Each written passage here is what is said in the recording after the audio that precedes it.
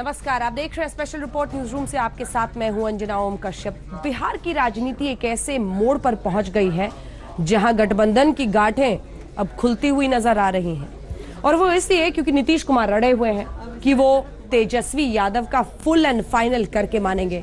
इधर आरजेडी के नेता लालू प्रसाद यादव अड़े हुए हैं कि अगर सरकार में तेजस्वी नहीं तो कोई भी नहीं। भ्रष्टाचार पर नीतीश कुमार की जीरो टॉलरेंस की नीति रही है, लिहाजा वो तेजस्वी के इस्तीफे से कम पर तैयार नहीं है। जबकि लालू यादव खेमे ने तय कर लिया है कि तेजस्वी यादव इस्तीफा नहीं देंगे। सूत्रों के मुताबिक नीतीश कुमार ने प्रस्ताव दिया है कि जब तक तेजस्वी बेदाग साबित नहीं हो जाते तब तक के लिए सरकार से इस्तीफा दे देंगे। आरजेडी का कहना है कि तेजस्वी बेगुनाह हैं, उन्हें फंसाया जा रहा है, उन्हें इस्तीफा देने की जरूरत नहीं है। नीतीश कुमार की तरफ से यह भी प्रस्ताव है कि वो तेजस्वी की जगह आरजेडी से ही किसी और को डिप्टी सीएम बना देंगे। आरजेडी को नीतीश का ये प्रस्ताव भी मंजूर नहीं। नीतीश पक्ष का कहना है कि अगर तेजस्वी ने इस्तीफा नहीं दिया तो नीतीश कुमार को मजबूरन उन्हें बर्खास्त करना पड़ेगा। आरजेडी का कहना है कि अगर नीतीश ने तेजस्वी को हटाया तो आरजेडी के सभी मंत्री इस्तीफा देंगे। नीतीश खेमा कह रहा है कि उन्हें सरकार गिरने की चिंता नहीं है, 5 मिनट में फैसला ले सकते हैं। लालू खेमा सरकार गिराने के पक्ष में नहीं है। अगर ऐसे हालात बने तो पार्टी नीतीश सरकार को बाहर से समर्थन दे सकती है। किसी के इस्तीफे की नौबत नहीं आएगी, आवाम एक साथ है और नीतीश जी भी समझ रहे हैं कि इन आरोपों के पीछे कहां से क्या मंशाएं।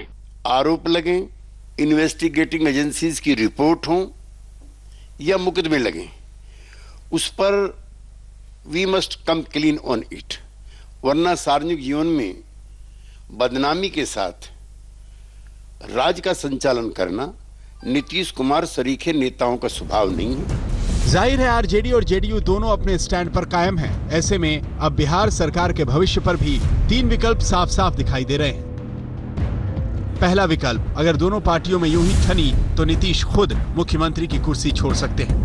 दूसरा विकल्प, नीतीश कुमार अगर तेजस्वी को बर्खास्त करते हैं तो ऐसे में आरजेडी के सारे मंत्री इस्तीफा दे दें और सरकार को बाहर से समर्थन दें। तीसरा विकल्प, तेजस्वी खुद इस्तीफा दे दें और आरजेडी में ही किसी और को डिप्टी सीएम बना दिया जाए।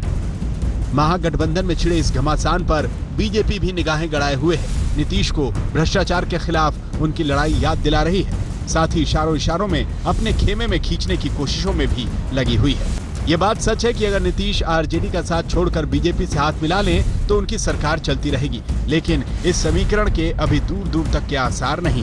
फिलहाल तो संकट महागठबंधन के भविष्य पर है। लालू और नीतीश दोनों की अग्नि परीक्षा है। लालू यादव के सामने 27 अगस्त की ड्रीम रैली से पहले आई इस आफत से निपटने की चुनौती है। सुजीत कुमार झा के साथ रोहित सिंह, पटना, आज तक।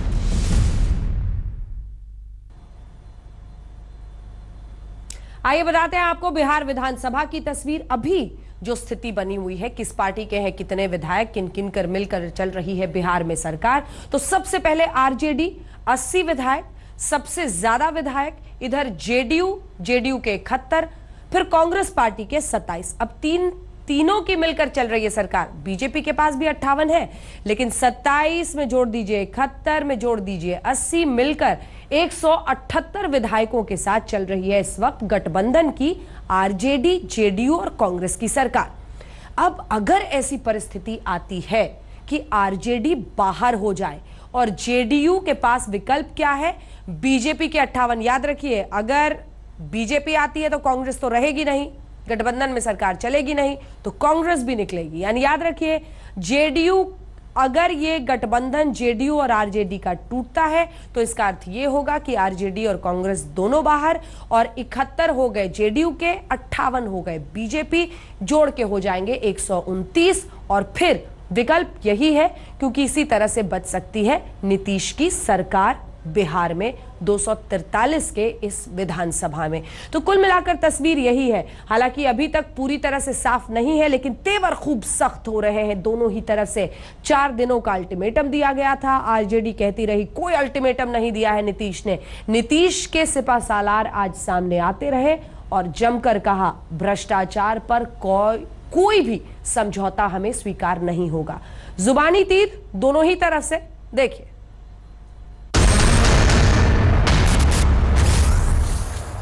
जब जेडीयू इस्तीफा की मांग कर दिया तो फिर इस्तीफा क्यों नहीं दे रहा? इस्तीफा दे देने से ये हमारे दल का मामला है और हमारा दल तय करेगा कि हमें क्या करना है। दूसरे के सलाह पर थोड़ी हमारा दल चलता है। हमारे नेता लालू प्रसाद यादव जी हैं और 80 विधायक हैं हमारे पास। जो हम चाहेंगे वही होगा। महागठबंधन के नेता नीतीश कुमार हैं, कोई और नहीं है। हम महागठबंधन के नेता तीनों दलों के वोट से जीत के आए हैं, तो इसलिए जो 80 विधायकों की बात कर रहे हैं, मुगालते में ना रहें, कंफ्यूजन में ना रहें। 2010 में क्या हुआ था, और इसी मुगालते में रहेंगे तो 5 मिनट नहीं लगेगा, हम सत्ता छोड़ देंगे। महागठबंधन की साख की बात है, इमेज की बात है, जिसके नेता नीतीश कुमार है, जिनका एक इम्पेकेबल ट्रैक रिकॉर्ड रहा है कि हम भ्रष्टाचार पे कभी समझौता नहीं करेंगे। अपने लगे हुए आरोपों का जवाब दें। इस तरह की बेतुकी बात करके महागठबंधन का भविष्य को खतरे में न डालें, कार्रवाई करे राजद ऐसे नेताओं पे। ये गठबंधन आवाम ने बनाया था, नेताओं के साथ मिलकर के। हमारी जवाबदेही आवाम के साथ है। ये बातें बीजेपी नहीं, जेडीयू कह रही है कि 5 मिनट का वक्त लगेगा इस्तीफा देने में, अगर इस्तीफा दर से नहीं कुछ कार्रवाई होती है। देखिए, ये सारी चीजें जो आप कहते हैं ना, हमारे बीच में संवादहीनता बिल्कुल नहीं है, संवाद बदस्तूर जारी है। इस पे कंप्रोमाइज का तो प्रश्न ही नहीं उठता है। ये सच है कि अभी सेटिस्फैक्ट्री जवाब नहीं आया है। हम लोग भी इंतजार कर रहे हैं कि करेक्ट प्रोस्पेक्टिव में बात आ जाए। अगर वो नहीं आती है तो पार्टी फिर नेक्स्ट स्टेज में तय करेगी कि क्या करना है। कब तक इंतजार होगा? ये बहुत समय नहीं लगेगा। राजनीति को अगर करीब से देखें तो गठबंधन को तो बनते हुए देखा हमने, दल मिले लेकिन दिल शायद कभी नहीं मिले। सोच में ही 36 का आंकड़ा है आरजेडी और जेडीयू के बीच। सबसे पहले दरार दिखी जब राष्ट्रपति उम्मीदवार रामनाथ कोविंद को घोषित किया गया बीजेपी की तरफ से और नीतीश कुमार ने समर्थन कर दिया। तभी लालू का गुस्सा साफ दिख रहा था। पहली दरार वो थी, लेकिन जब तेजस्वी यादव पर भ्रष्टाचार के गंभीर आरोप लगे और जेडीयू ने सफाई मांगी तो तलवारें खिंच गई।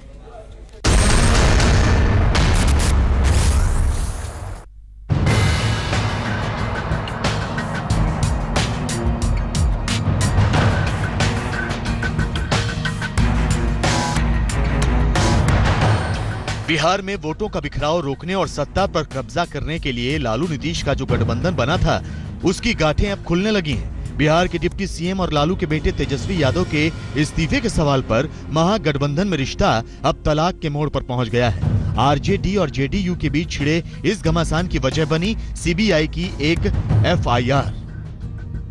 5 जुलाई को सीबीआई ने रेलवे टेंडर घोटाले में एफआईआर दर्ज की थी, जिसमें लालू यादव और राबड़ी देवी के साथ साथ तेजस्वी यादव का भी नाम था।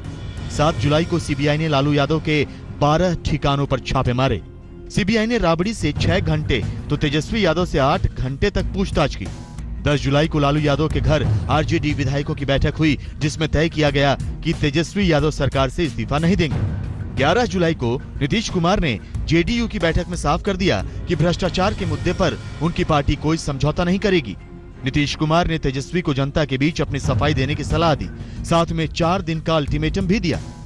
नीतीश कुमार जी ने जो राजनीति में सुचिता और ऊंचे मापदंडों की रखवाली के लिए जो वक्तव्य दिया है, सभी सहयोगी दलों को उसका स्वागत करना चाहिए और नीतीश कुमार जी के द्वारा उठाए गए सवाल अनआंसर्ड भी नहीं जाने चाहिए। 12 जुलाई को तेजस्वी यादव मीडिया के सामने आए और साफ कहा कि वो इस्तीफा नहीं देंगे। उन्होंने सीबीआई छापे को साजिश बताते हुए दलील दी कि जब का ये मामला है तब तो उनकी मूंछें भी नहीं उगी थी।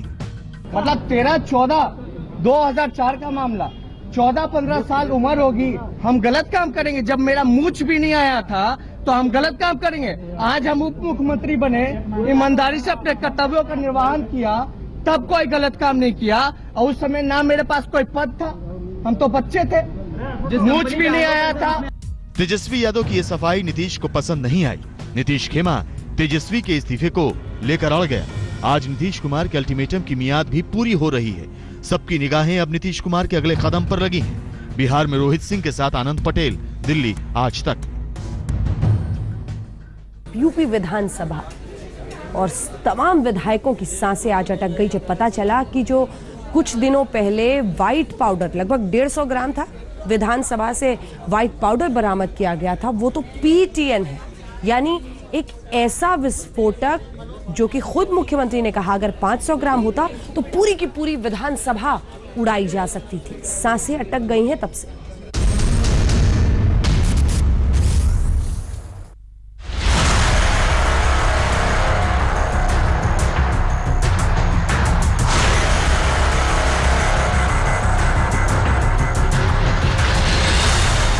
आतंक का सफेद पाउडर, जिसके एक धमाके से पूरी उत्तर प्रदेश विधानसभा उड़ सकती है। जी, आतंक का वही पाउडर 403 विधायकों वाली यूपी विधानसभा के अंदर तक पहुंच जाता है। या ये कहें कि यूपी के सीएम योगी आदित्यनाथ की कुर्सी से कुछ ही दूरी पर प्लांट कर दिया जाता है। चीनी जैसा सफेद रंग का ये विस्फोटक फटा तो नहीं, लेकिन यूपी विधानसभा में सबसे बड़ी दहशत का बम जरूर फूट गया है। आज हम आपको स्पेशल रिपोर्ट में दिखाएंगे कि आतंक का ये सफेद बारूद कितना घातक है और इसकी कितनी मात्रा, कितनी बड़ी तबाही मचा सकती है। तो ये भी दिखाएंगे कि आखिर यूपी विधानसभा तक PETN नाम का ये विस्फोटक कैसे पहुंच गया और आतंक का ये सफेद बारूद विधानसभा के अंदर कहां मिला। यूपी विधानसभा में मिला 150 ग्राम तबाही का PETN।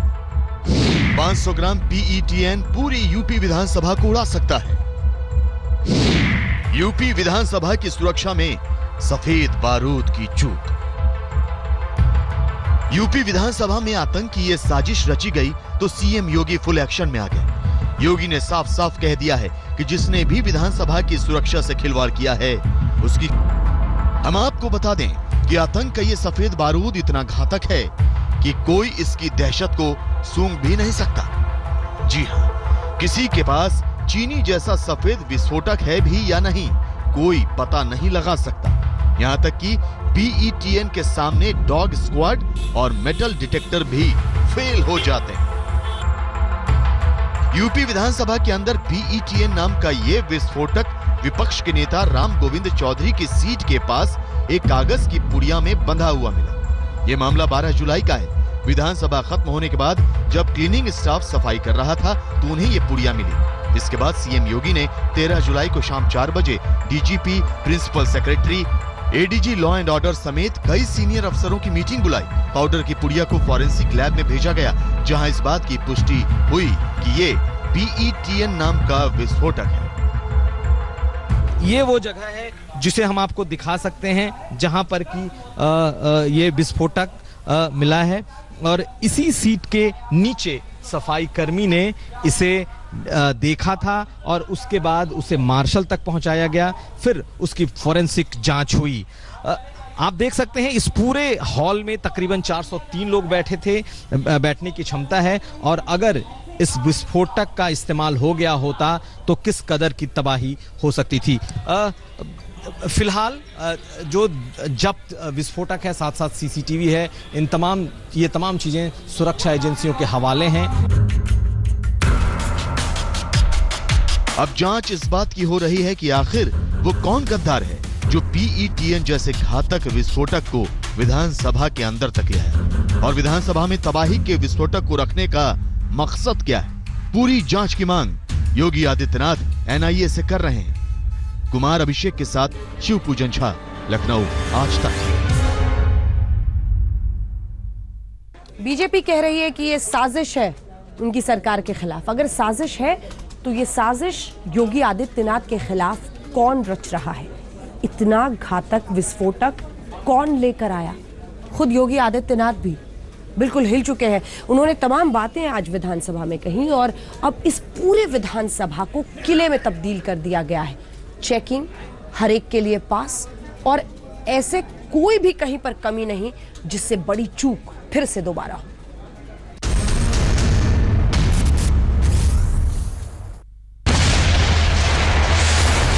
करना होगा वो सुरक्षा कर्मी हमारे करेंगे और किसी को उसकी चिप लेकर के कोई आए तो साजिश किस तरह की आप अंदाजा लगा सकती हैं। ये एक आतंकवादी घटना की साजिश है। जी, पहले मेरे ऊपर ऐसी कोशिश की गई है, इसलिए मैं शक कर रहा हूं कि ऐसा साइको लोग कुछ भी सोच सकते हैं। होगी वो खुल करके आना भी चाहिए और जांच के लिए सर्वोच्च एजेंसी नामित कर दी गई है, उसके सुपुर्द कर दिया गया है, वो जांच करके बताएगी।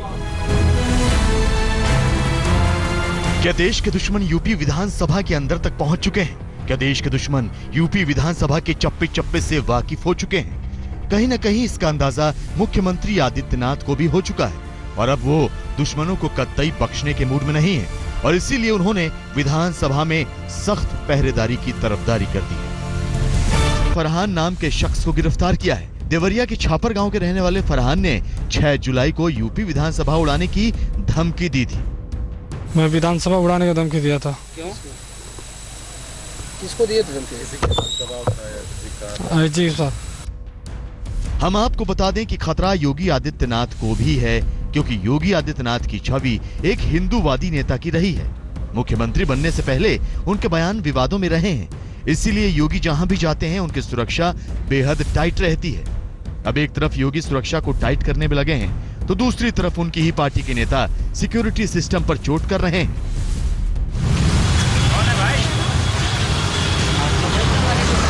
बाकी लोग भी नहीं जा पाएंगे मैडम। आपसे निवेदन है मैम, इसके पास लेके आ जाएगा। मैम हम लोग ख्याल करिए, हम लोग आपके सेवक हैं। मैम कल परसों से ही बात बढ़ी है मैम। योगी ने विधानसभा में नए सिक्योरिटी सिस्टम को लागू करने की भी पेशकश की है।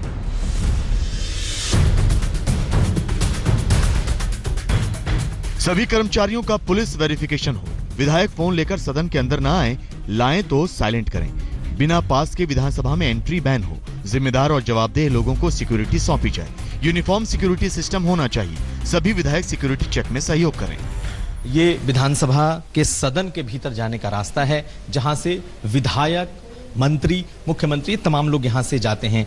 इसके भीतर जो सुरक्षा है वो विधानसभा, विधान परिषद के जो मार्शल हैं उनके जिम्मे होती हैं। तकरीबन 100 की संख्या है। इनके भीतर जो मार्शल तैनात होते हैं उनके जिम्मे ये पूरी सुरक्षा होती है। आप देख सकते हैं इस वक्त भी यहाँ पर इसकी सुरक्षा सीधे तौर पर मार्शल और उनके सुरक्षाकर्मी की है, जो कि सदन के भीतर वही जा सकते हैं। हम आपको बता दें कि यूपी विधानसभा में 3 स्तरीय सुरक्षा घेरा रहता है, जिसमें यूपी पुलिस से लेकर इंटेलिजेंस यूनिट और मार्शल तैनात रहते हैं। लेकिन विधानसभा की सुरक्षा के लिए सभी गेट पर क्विक रिस्पांस टीम तैनात रहेगी। तो गेट पर ही पूरे शरीर को चेक करने के लिए स्कैन मशीन भी लगाई जाएंगी। आज तक ब्यूरो। ये PTN, ये जो सफेद पाउडर PTN निकला, इस PTN के बारे में आपको बताते हैं। 100 साल पहले विश्व युद्ध में इसका इस्तेमाल किया गया था। 100 साल बाद फिर से ये घातक विस्फोटक अब यूपी असेंबली में सामने आया। 100 ग्राम अगर हो, एक कार को उड़ाया जा सकता है। 500 ग्राम, जैसा खुद मुख्यमंत्री कह रहे थे, पूरी की पूरी विधानसभा उड़ाई जा सकती थी।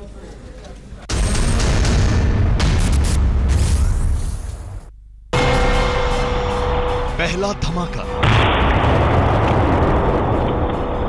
दूसरा धमाका, तीसरा धमाका।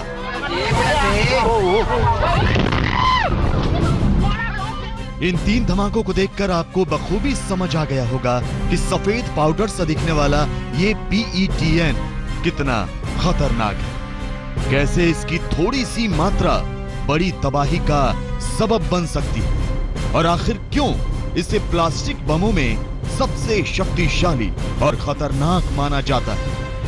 शायद यही वजह है कि यूपी विधानसभा में इसकी बरामदगी के बाद से सुरक्षा एजेंसियों की नींद उड़ गई है।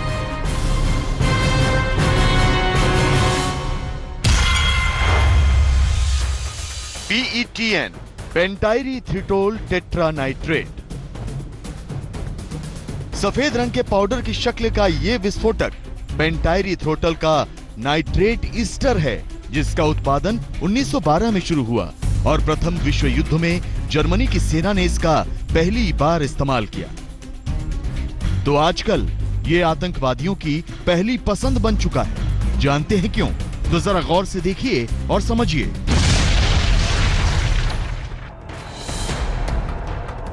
PETN को डिटेक्ट करना यानी इसकी शिनाख्त करना बेहद मुश्किल है। इसके अणु बेहद संगठित होते हैं, ज्यादातर बाहरी हवा के साथ संपर्क नहीं करते, लिहाजा सेंसर या फिर स्निफर डॉग तक इसकी पहचान नहीं कर पाते। इसे साधारण सिरिंज से भी केमिकल डेटोनेटर के जरिए विस्फोट किया जा सकता है। यही नहीं, बिना डेटोनेटर के गर्मी से भी इसका धमाका किया जा सकता है। इसका इस्तेमाल अमोनियम नाइट्रेट या पोटेशियम नाइट्रेट के साथ किया जाता है, जिससे विस्फोट का असर व्यापक होता है। आमतौर पर सेना इस विस्फोटक का इस्तेमाल बंकरों को उड़ाने के लिए करती है।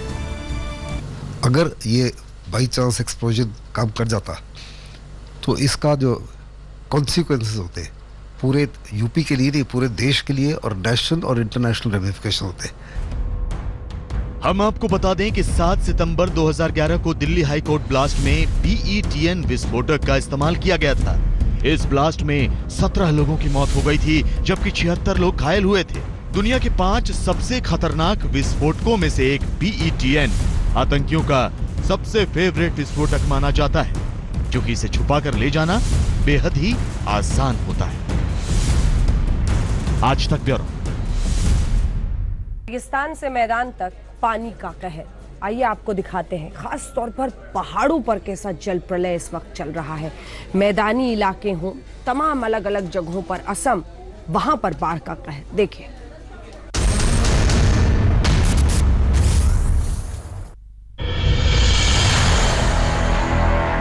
देश में सैलाब सर्जिकल स्ट्राइक कर रहा है तो कुदरत के प्रहार से शहर पानी पानी हो रहे हैं और इस तरह से अब के बरस मानसून जानलेवा साबित हो रहा है। कुदरत ने सबसे ज्यादा पूर्वोत्तर में कहर बरपाया है। हाँ, बारिश और बाढ़ से अब तक 80 से ज्यादा लोगों की मौत हो चुकी है। हालात दूसरे राज्यों में भी ठीक नहीं। बाढ़ और बारिश से आई बर्बादी के इस मंजर को देखिए। 8 राज्यों में जल प्रलय से हाहाकार मचा हुआ है। अकेले असम में ही करीब 50 लोगों की मौत हो चुकी है। आधा उत्तर प्रदेश पानी में डूबा है। मध्य प्रदेश में नदियां उफान पर हैं। रेतीले राजस्थान के हिल स्टेशन माउंट आबू में भी पानी मनमानी कर रहा है। इसके अलावा गुजरात, उत्तराखंड और बिहार में भी कई इलाके पानी में डूब चुके हैं। राजस्थान के बांसवाड़ा में भारी बारिश की वजह से दर्दनाक घटना घटी। कुशलगढ़ के SDO RD मीणा अपनी जीप सहित बरसाती चाप नदी में बह गए। गाड़ी तो मिल गई है, लेकिन SDO का पता नहीं चला। विकराल गंगा की ये तस्वीरें वाराणसी की हैं। बढ़ते जलस्तर से सभी 84 घाटों का आपसी संपर्क टूट गया है। मध्य प्रदेश का खरगोन सबसे ज्यादा प्रभावित है। जिला मुख्यालय के करीब दामखेड़ा की ओर जाने वाले रास्ते पर नाला उफान पर आया तो अफरा तफरी मच गई। उत्तर प्रदेश और उत्तराखंड में भी सभी बड़ी नदियों और बरसाती नदियों का जलस्तर बढ़ गया है। आज तक ब्यूरो।